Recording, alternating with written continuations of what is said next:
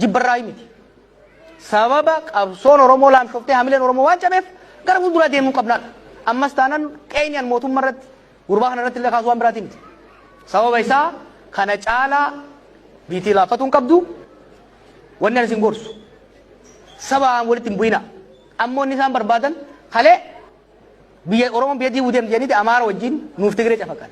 Biyyi beekumsaan ijaarama. Beekumsa akkam goota? Karaa bisii kenna barnootaan gabbifatta. Yoo dhabde immoo nama beekuu dhaggeeffatta. Hin beekuu maaltu balleessa? Jeneraaloonni meeshaa jiran kun isa jira amma biraan ture. Tuffii inni jeneraalota kanaa qabu. Harka qabanii guddisan. Isa dura guyyaa tokko waraana tokko ganeen beeku guyyaa tokko saglii tokko ganeen beeku. Tuffiin inni jara kanaa qabu. Qondaalota bidoo amma durii kana.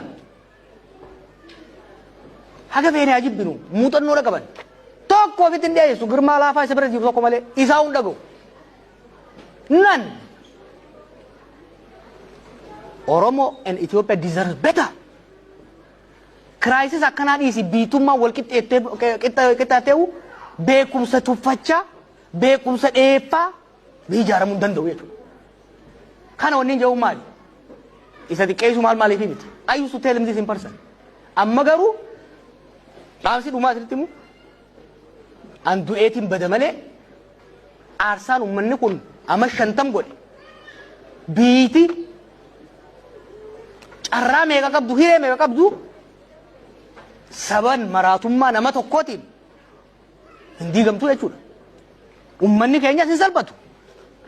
Kaleessa bar abaawoon nu dhalche. Ni adatanii gaafan abaawoo irratti abaawoo qeeqee barreesse. Abbaan kiyya abaawoodhaan. Akaakoon kiyya lola sooraa keessa ture.